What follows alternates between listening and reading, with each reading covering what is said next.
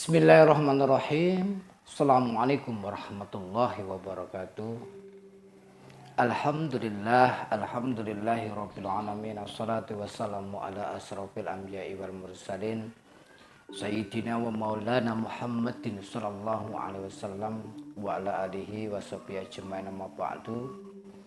Salam santun, salam hormat, salam silaturahim untuk seluruh keluargaku sedulur Padepokan Kalijogo dimanapun berada. Salam asah, asih, asuh, salam rahayu, salam sejahtera untuk seluruh para pemirsa, para pecinta channel Padepokan Kalijogo, dan khususnya para subscriber Padepokan Kalijogo dimanapun berada. Saya doakan semoga saudaraku semuanya dipanjangkan atas umurnya, diberikan kesehatan secara lahir dan batin, semoga dijauhkan dari segala penyakit, dari segala bala dan musibah, semoga dilancarkan atas segala usaha dan rezekinya, ditetapkan atas iman dan Islamnya, berkah selamat atas kita semuanya fid dunya wal akhirah, amin ya rabbal alamin. Alhamdulillah sedulur, pada kesempatan hari ini insyaallah kembali saya akan coba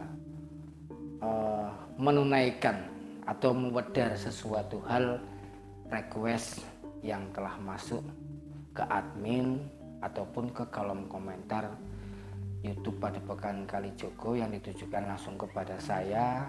Nanti kita akan mewedar atau kita sama-sama membahas, belajar mengenai pertanyaan-pertanyaan dari sedulur yang mudah-mudahan nantinya di situ bisa membawa kebaikan dan manfaat untuk kita semuanya. Dan pada hari ini mohon maaf saya ada di ruangan pribadi. Ini salah satu ruangan studio Dimas Musik. Ini adalah usaha saya, pekerjaan saya selaku seniman. Selain saya seorang player organ tunggal, alhamdulillah kita walaupun mungkin masih ngerakit, kita punya sound system sendiri sedulur. Jadi ini hari-hari saya, pekerjaan saya di luar mengurus padepokan, tamu, keluarga dan lain sebagainya. Sehingga mungkin saya tidak bisa selalu standby 24 jam karena memang ya kembali lagi, saya hanya seorang seniman Nur. Saya seorang musisi, bukan siapa-siapa, bukan orang sakti, orang hebat. Saya bukan tokoh spiritual, bukan mungkin lagi ustadz, ulama, kiai, bukan. Ini hidup saya, ini pekerjaan saya. Mungkin sedulur yang sudah pernah datang silaturahim kepada Padepokan Kalijogo atau mungkin para santri mungkin sudah paham dengan keadaan saya, keadaan keluarga saya dan karakter. Tapi bagi sedulur yang mungkin belum mengenal saya secara langsung lebih jauh, mungkin melalui sosial media, monggo saya perkenankan kalau mau datang silaturahim di Padepokan Kalijogo dengan niat dan tujuan yang baik, utama kita menyambung tali silaturahim dan ukhuwah Islamiyah. Jadi kembali lagi, ya sekecil apapun apa yang bisa saya lakukan, saya selalu bersyukur kepada Allah Subhanahu wa Ta'ala. Saya tidak menutup diri harus menggunakan penampilan yang mungkin serba apa ya, seperti yang lain, harus menggunakan mungkin yang mewah-mewah, yang bagus-bagus. Ini kehidupan saya. Kadang saya ya pakai sarung, pakai kolor, pakai lepis. Ini kehidupan saya pribadi saya. Selain saya mungkin posisi di sini ngurusi usaha organ tunggal, seni dan lain sebagainya, mungkin hari-hari yang lain saya juga bekerja menjadi seorang petani. Alhamdulillah sedikit nyicil nabung untuk perbekalan anak sekolah dan masa depan. Oke, itu sekilas info ya Lur. Jadi biar nggak kaget kalau saya ada di suatu ruangan. Ini alhamdulillah alat kita pribadi, sound kita pribadi, usaha saya yang nyata, yang bisa dilihat, dan kalau butuh ya bisa ditangkap Dimas Musik. Oke, langsung kita ke topik tema yang dimana di sini datang sebuah pertanyaan dari sedulur kita. Assalamualaikum Romo, waalaikumsalam. Perkenalkan, saya di sini atas nama Fajar Rahmadani. Alhamdulillah, ini Mas Fajar Rahmadani yang beliau berasal dari Tanjung Pinang, Kepulauan Riau. Semoga saudaraku Mas Fajar yang ada di Riau dan sedulur-sedulur semuanya sehat selalu, salam seduluran, salam sukses. Dan beliau menanyakan yang dimana bahwasanya menyampaikan, yaitu kemarin Romo sudah membahas tata cara berkomunikasi dengan Khodam. Alhamdulillah di video sebelumnya, mudah-mudahan bisa dipahami. Saya boleh bertanya Romo, apa beda dari Khodam yang memang sudah ada di diri kita sendiri dengan Khodam yang diutus dari nenek moyang kita sendiri? Itu pertanyaan. Jadi apakah beda antara Khodam pendamping secara pribadi dengan Khodam yang datanya dari leluhur ataupun mungkin keturunan seperti itu ya Mas Fajar? Lalu beliau menanyakan juga, apakah Khodam tersebut berbahaya atau tidak ya Romo? Mohon penjelasannya. Jadi dalam satu kalimat ada dua pertanyaan tentang masalah apakah ada perbedaan antara Khodam pendamping dengan leluhur, lalu itu berbahaya atau tidak. Jadi untuk Mas Fajar dan sedulur semuanya, mungkin mengenai dalam hal seperti ini sudah banyak sedulur-sedulur, tokoh-tokoh spiritual, tokoh-tokoh orang yang mungkin linuih, yang berilmu, yang mungkin telah mewedar memberi pemahaman penjelasan tentang hal tersebut.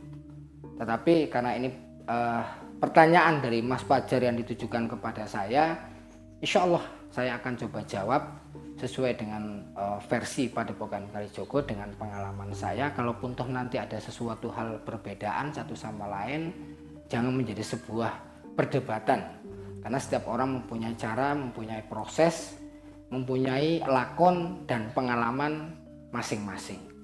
Langsung saja, ketika ditanya apakah beda antara Khodam pendamping dengan Khodam leluhur, saya akan jawab pastinya berbeda Mas Fajar, pastinya berbeda.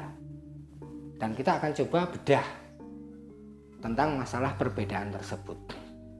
Bahwasanya ada beberapa hal yang bisa membedakan daripada antara Khodam pendamping dengan Khodam leluhur ataupun keturunan.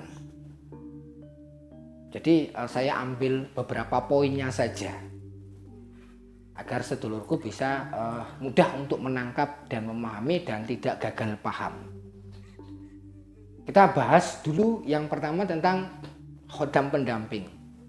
Jadi kalau Khodam pendamping ini suatu makhluk yang memang mungkin ada di dalam diri kita atau mungkin posisinya di luar kita, yang dimana Khodam tersebut itu memang kita cari dan kita miliki dengan berbagai macam proses ataupun cara. Bisa saja Khodam pendamping ini kita dapatkan dari kita ketika mungkin menjalankan sebuah lakon tirakat keilmuan, amalan-amalan tertentu, japa mantra tertentu. Mungkin Khodam ini juga bisa dari mungkin sebuah benda pusaka.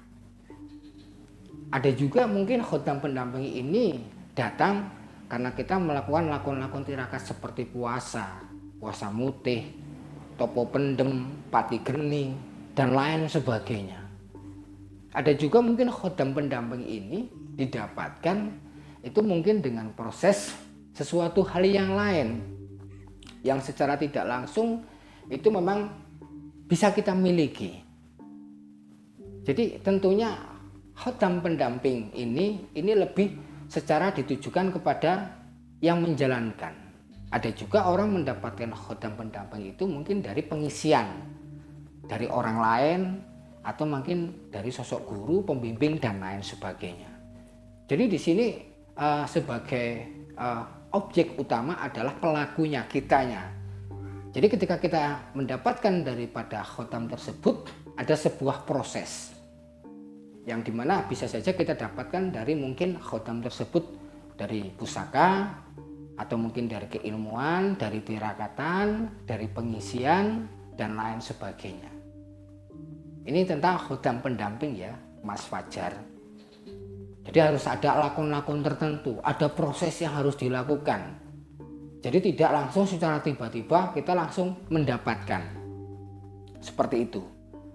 Lalu bedanya dengan khodam leluhur, ini adalah khodam yang akan secara otomatis akan hadir, akan datang di dalam diri atau wadah daripada keturunan, keluarga, anak cucu, dan lain sebagainya. Dan khodam leluhur ini akan secara mungkin kinerjanya itu akan secara otomatis dan akan langsung selaras. Jadi tidak harus banyak proses yang kita lakukan seperti itu, Mas Fajar. Karena mungkin sebelumnya kita punya mbah, nenek, leluhur, kakek, buyut, dan lain sebagainya. Dan khodam ini memang secara tidak langsung ada itu untuk turun-temurun, untuk menjaga, mendampingi, dan membantu daripada mungkin keturunan daripada leluhur orang tersebut. Seperti itu. Jadi ini lebih menjurus kepada satu titik kepada leluhur. Tapi kalau khodam pendamping ini bisa kita dapatkan dengan berbagai macam cara. Bisa dipahami ya, Mas Fajar? Itu sedikit mungkin yang saya sampaikan. Lalu selanjutnya, apakah ada perbedaan lagi, Romo Raden? Pasti ada. Kita kembali ke khodam pendamping.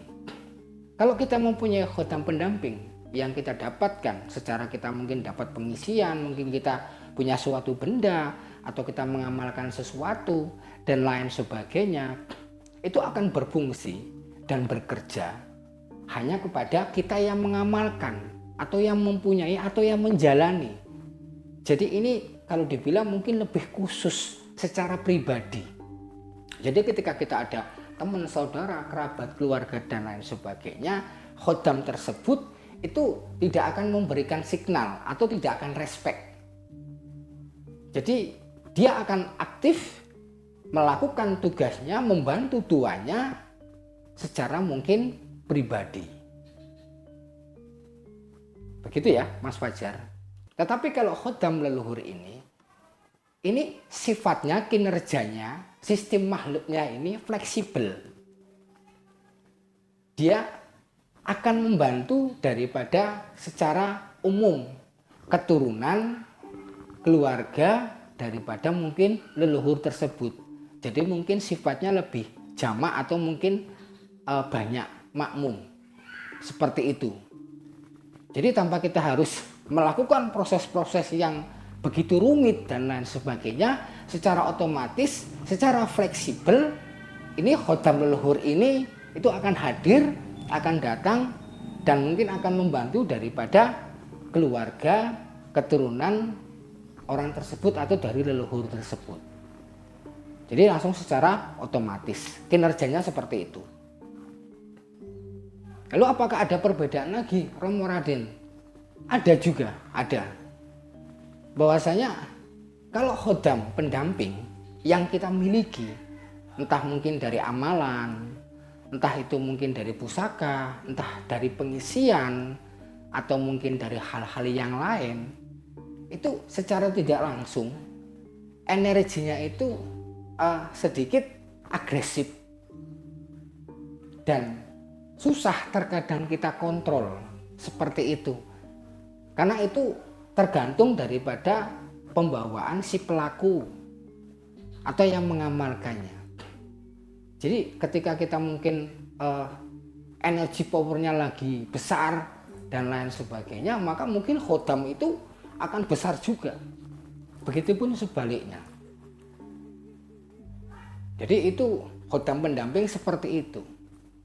Dan contoh ketika kita punya mungkin khodam macan gitu kan, yang kita dapatkan mungkin dari keilmuan, dari benda pusaka dan lain sebagainya. Ketika kita mungkin emosi marah, itu kadang kita susah untuk mengontrol.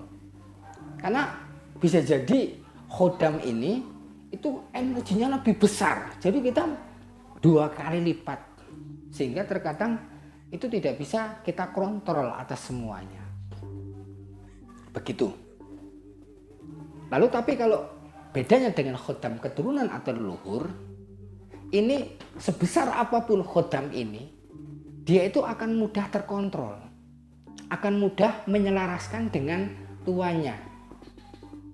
Walaupun kita dapatkan dari mbah kita, terus tahu-tahu kita mempunyai suatu khodam pendamping, dan khodam ini secara otomatis dia akan bekerja, dia akan selaras kepada mungkin anak cucu keturunan yang memang menjadi suatu wadah atau menjadi tempat khodam ini hadir. Karena tidak semuanya mungkin posisinya keluarga atau keturunan itu bisa mendapatkan khodam. Karena ini bersinggungan dengan mungkin energi, power, dan lain sebagainya. Jadi begitu lur ya. Jadi kalau kita punya sesuatu hal yang kita dapatkan secara mungkin pribadi, perjalanan spiritual kita dari sosok guru, mungkin dari pembimbing kita dapat pengisian, mungkin kita di badan mungkin dengan benda, atau mungkin lakukan amalan puasa, mantra, doa, dan lain sebagainya. Ketika kita mungkin itu timbul sesuatu hal, kadang khodam itu powernya sulit untuk kita kontrol. Tapi kalau leluhur secara otomatis, walaupun orang itu marahnya kayak apa dan lain sebagainya, khodam tersebut itu langsung secara otomatis itu bisa mengontrol. Seperti itu. Lalu apakah ada perbedaan lagi? Sebenarnya banyak Mas Fajar.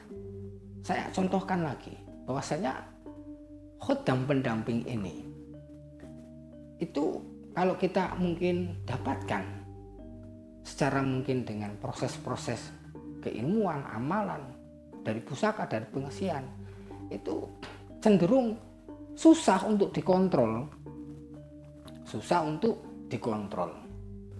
Jadi kadang energinya itu besar, kadang kecil. Jadi dia tidak mungkin pakemnya ibaratnya tidak jejak. Jadi gampang berubah-ubah. Tergantung mungkin moodnya daripada yang mengamalkan. Seperti itu. Dan kalau khodam pendamping yang kita dapatkan, yang kita miliki dengan proses lakon-lakon tertentu, amalan-amalan tertentu, itu cenderung ya tidak terlalu patuh dan tidak terlalu setia mengikuti daripada mungkin posisinya sang pelaku. Contoh, kita mendapatkan sebuah khodam itu karena sebuah proses lakon tirakatan. Kita pengen keilmuan atau kita punya benda dan lain sebagainya, pastinya ada sesuatu hal yang dilakukan, entah itu perawatan, entah itu mungkin harus menghindari pantangan dan lain sebagainya. Nah, sehingga kita mungkin melanggar atas itu semuanya secara mungkin berangsur, secara perlahan ataupun cepat, khodam itu akan pergi sendiri atau akan meninggalkan tuanya. Tetapi kalau seandainya kata khodam ini mungkin dari leluhur atau keturunan, dia akan selamanya setia. Walaupun kita di situ tidak harus mungkin ada perawatan, harus kita mungkin melakukan hal-hal tertentu, karena memang mungkin dari awalnya sudah ada proses. Jadi di sini kita hanya sebatas mungkin menerima seperti itu. Jadi sangat di sini perbedaannya sangat jauh. Walaupun mungkin secara maksud dan tujuannya sama. Bahwasanya khodam tersebut adalah salah satu makhluk yang Allah ciptakan untuk membantu daripada mungkin kita sebagai manusia. Nah, tinggal bagaimana kita mungkin posisinya secara tidak langsung cara mendapatkannya. Kalau secara mungkin secara timbangan ini susah juga diukur lur.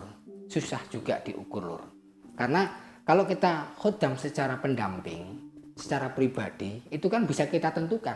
Contoh, saya kepingin mungkin punya ilmu kekebalan, kekuatan, pengasihan, pelet, atau untuk apa dan sebagainya. Mungkin itu bisa kita cari dengan proses kita, dengan semampunya kita. Dan mungkin khodam tersebut akan aktif, akan bekerja sesuai dengan apa yang kita inginkan. Tapi kalau khodam dari leluhur, itu secara tidak langsung kita tidak bisa mendeteksi. Hanya memang sifatnya bahwasanya kalau khodam leluhur ini lebih besar itu memang menjaga, mengayomi. Jadi secara mungkin respek atau kinerjanya memang lebih agresif daripada mungkin khodam pendamping. Karena ada proses laku tirakat yang harus dilakukan. Kalau powernya itu kepengen stabil terus, jadi nggak boleh kita sembrono. Jadi harus ini jangan pantangan jangan dilanggar, ini diamalkan, ini sekian hari, sekian bulan, sekian tahun, ya semakin itu diamalkan dengan istiqomah, rutin dan jejak atau mungkin posisinya terus menerus, maka khodam tersebut itu akan powernya akan bagus. Begitu. Tapi kalau khodam daripada leluhur ataupun keturunan tanpa kita melakukan proses yang panjang dan lain sebagainya, itu secara otomatis itu akan hadir, akan ada memang mungkin menjaga kita, tetapi tidak terlalu agresif seperti itu. Dan masih banyak hal lagi. Itu mungkin hanya sedikit yang bisa saya sampaikan untuk Mas Fajar. Dan pertanyaan terakhir tadi, Romo, apakah berbahaya atas khodam tersebut? Jadi begini, selama di situ kita tidak ada sebuah perjanjian, kita tidak niat di situ ada kemusyrikan, kita di situ tidak ada niat untuk menggadaikan iman kita. Di situ kita tidak ada niat untuk mempersekutukan Allah dengan makhluk dan lain sebagainya. Insya Allah, kalau menurut saya sih, ya boleh-boleh saja. Karena kembali lagi, semua kan kepada niatnya lur. Karena khodam ini kan juga makhluk. Dan kapasitas khodam ini tidak akan mungkin melebihi daripada tuannya secara power, secara energi. Jadi tinggal pintar-pintar kita, bijak-bijak kita ketika kita ingin memiliki atas semuanya. Jadi di sini malah justru yang saya sarankan kepada sedulur, jangan kita hanya terasumsi nafsu ingin memiliki, wah saya ingin punya misalkan khodam gajah yang besar, mungkin saya pengen khodam Raja Wali biar bisa terbang. Mungkin saya pengen punya khodam ini, khodam ini, khodam ini, khodam ini. Sejatinya itu kembali mengukur atas wadah kita. Makanya kalau seandainya kata khodam pendamping, yang kita memang proses, yang kita cari, yang kita dapatkan dengan lakon tirakat kita dan lain sebagainya, itu harus selaras dulu biar aktif. Ya selarasnya bagaimana? Ya tergantung prosesnya. Mungkin ada puasanya, ada amalannya, ada pantangan-pantangannya dan lain sebagainya. Jadi tidak seketika langsung, wah saya hebat, saya kebal, saya bisa terbang, saya langsung bisa berubah. Enggak seperti itu loh. Itu butuh proses yang sangat panjang. Dan belum tentu semuanya mampu. Karena setiap wadah orang itu satu sama lain berbeda. Tetapi kalau khodam daripada leluhur ini, dia memang sudah ada. Tinggal hadir, menyelaraskan, dan akan setia membantu daripada tuanya. Seperti itu untuk Mas Fajar dan sedulur semuanya. Jadi tentu sangat beda sekali tentang khodam secara pendamping pribadi kita dengan khodam daripada leluhur yang memang sudah ada daripada mungkin sejak dulu. Jadi kalau ditanya itu berbahaya atau tidak, bagus atau tidak, ya bagi saudaraku, ya kalau ingin mengetahui atas itu semuanya lebih bijak, ya monggo. Mungkin pelajari dulu dasar pemahaman atas semuanya. Jadi kita tidak bisa memvonis, oh ini tidak baik, tidak bagus. Yang penting di situ tidak ada, kalau menurut saya selama tidak ada mungkin di situ kita ada niat mempersekutukan Allah, di situ kita tidak ada suatu kemusyrikan, tidak ada suatu perjanjian, tidak ada sesuatu yang sampai menggadaikan iman kita, tidak di situ kita harus mengorbankan atas diri kita orang lain dan sebagainya. Dan selama itu mungkin masih sewajarnya dan selaras sesuai dengan kebutuhan kita, menurut saya sih insya Allah ya boleh-boleh saja. Baik ataupun tidak, berbahaya atau tidak, ya tergantung daripada mungkin sedulur yang menjalani. Karena hal seperti ini ya kembali lagi, posisi kita berbeda, kebutuhan kita berbeda. Tapi yang perlu saya tekankan, apapun bentuknya, khodam ini adalah makhluk yang kapasitasnya akan membantu tuanya dengan versi ataupun mungkin energi power tujuan daripada mungkin kita mencari khodam ini. Jadi kita tidak mungkin serta-merta harus selalu ada apa-apa menyuruh khodam dan lain sebagainya. Lama-lama energi khodam ini juga akan berkurang, terkikis, dan bisa jadi kalau khodam pendamping itu akan meninggalkan kita. Kalau sudah nggak betah, nggak mau seperti itu. Tapi kalau khodam leluhur, ya selamanya kalau sudah memang kita selaras dan wadah kita memang mungkin mampu, maka selama hidup ya akan mungkin menemani kita. Seperti itu. Jadi untuk Mas Fajar dan lain sebagainya, ya apapun bentuknya, kalau kita pelajari, kita dalami dengan ilmu, dengan pemahaman, dengan niat yang baik, insya Allah semuanya juga akan mendatangkan kebaikan. Tetapi pesan saya pribadi untuk Mas Fajar dan sedulurku semuanya, apapun bentuknya, selalu kita bergantung dan memohon diri hanya kepada Allah Subhanahu wa Ta'ala, Tuhan Sang Pencipta. Hasbunallah wa ni'mal wakil, ni'mal maula wa ni'man nasir. La haula wa la quwata illa billahil aliyil azim. Semoga sedikit apa yang saya sampaikan tentang wedaran khodam pendamping dan khodam leluhur, walaupun hanya sedikit, semoga bisa membawa kebaikan, bisa diterima dan dipahami oleh seluruh saudaraku dimanapun berada. Siji wadah ojo nganti pecah terus jalur ibadah, kekurangan milik pada pekan kali Jogo, kelebihan milik Anda semua dan kesempurnaan hanya milik Allah Subhanahu wa Ta'ala. Kurang dan lebihnya saya mohon maaf kepada sedulur semuanya secara lahir dan batin, dan kepada Allah saya mohon ampun. Astaghfirullahaladzim. Assalamualaikum warahmatullahi wabarakatuh.